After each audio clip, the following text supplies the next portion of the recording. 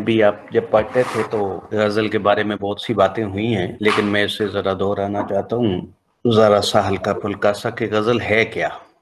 غزل اس دور میں سب سے مقبول معروف صنف سخن ہے۔ تو غزل کے لغوی معنی اسی مطلب تو یہ ہے کہ عورتوں کے بارے میں یا عورتوں سے گفتگو، لیکن غزل غزال سے بھی ہے۔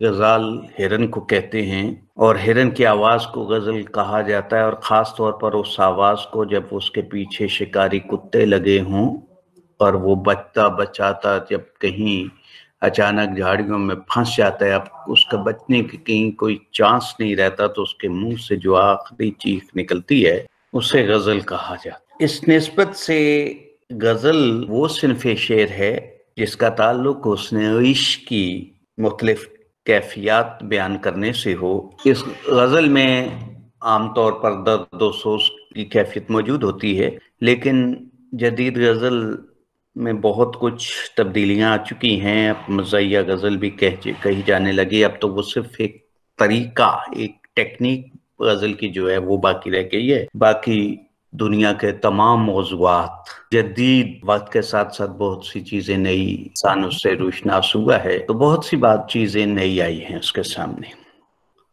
تو غزل بھی ایسی ہی ہے، اس کے موضوعات میں تنوع ہے مختلف، اور پھر لطف پابند ہو کر نہیں رہتے کہ آپ نے جو موضوع چنا ہے وہ آخر تک وہی رہے گا، بلکہ آپ ایک شعر میں اگر محبوب کی وفا کی قسمیں کھاتے ہوئے نظر آئیں گے تو دوسرے میں اسے اس کی بے وفائی کے طعنے بھی دیتے ہوئے ملیں گے۔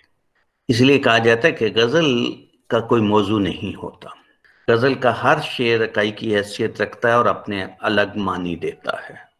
اس لیے چند لوگ جو غزل کے مخالف لوگ تھے، جن میں سر فہرست جوش ملی آبادی، جب وہ ایک دفعہ گفتگو کر رہے تھے، کوئی بات ادھر کی کر رہے تھے، کبھی کوئی ادھر کی کر رہے تھے، تو لوگوں نے کہا کہ حضور یہ آج کیسی گفتگو فرما رہے ہیں، ان میں ربط نہیں ہے۔ تو انہوں نے کہا کہ آج میں غزل کہہ رہا ہوں، یعنی کہ ایک طنز کیا۔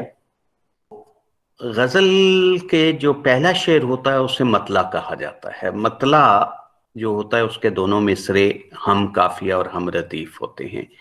ردیف ضروری نہیں ہوتی، قافیہ البتہ مسٹ ہے، ضروری ہے۔ قافیے کے بغیر غزل نہیں ہوتی، بغیر ردیف کے غزل ہو سکتی ہے لیکن قافیے کے بغیر غزل نہیں ہوتی۔ لیکن ہمارے ہاں عام طور پر جو بچے شاعری کرتے ہیں یا وہ سمجھتے ہیں کہ ہم شعر کہہ رہے ہیں، تو وہ عام طور پر ایک ردیف لے لیتے ہیں اور اسی کو بار بار وہ استعمال کرتے ہیں، حالانکہ اس سے پہلے قافیہ موجود ہی نہیں ہوتا، اور پھر اس کے لیے جو پابندیاں ہیں وہ لازمی اختیار کرنی پڑتی۔ تو پیارے بچوں، آج کی پہلی جو غزل ہے وہ میں نے آپ کو بتایا کہ مطلق میں دو چیزوں کا ہونا لازمی ہے، ایک تو وہی غزل کا پہلا شعر ہو، دوسرا اس کے دونوں مصرے ہم قافیہ اور ردیف ہوں۔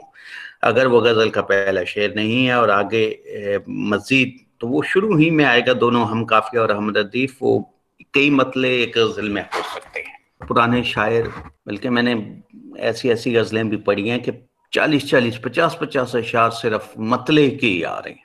تو بیٹا آپ یہی ہے کہ جو مطلع ہے وہ دونوں مصرے ہم قافیہ ہیں، لیکن شروع میں آئیں گے جتنے بھی مصرے ہم قافیہ اور ہم ردیف ہوں گے۔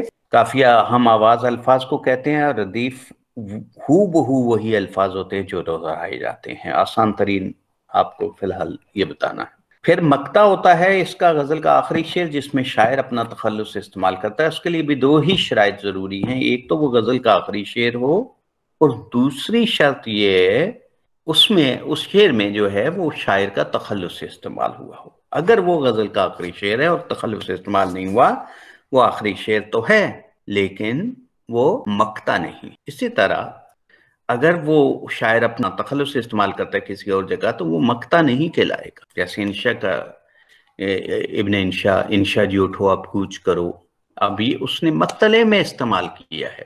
انشاء جی اٹھو اب کوچ کرو، اس شہر میں جی کا لگانا کیا، یا یہ باتیں جھوٹی باتیں ہیں جو لوگوں نے پھیلائی ہیں، تم انشاء جی کا نام نہ لو کیا انشاء جی سودائی ہیں۔ تو یہ انشاء نے اپنا تخلص جو ہے وہ بالکل مطلع میں استعمال کر لے، لیکن یہ مقطع نہیں ہو سکتا اس لیے کہ یہ پہلا شعر ہے۔ شاعر کا تخلص ہو لیکن آخری شعر بھی ہو، یہ دونوں چیزیں، دونوں شرائط لازمی ہیں۔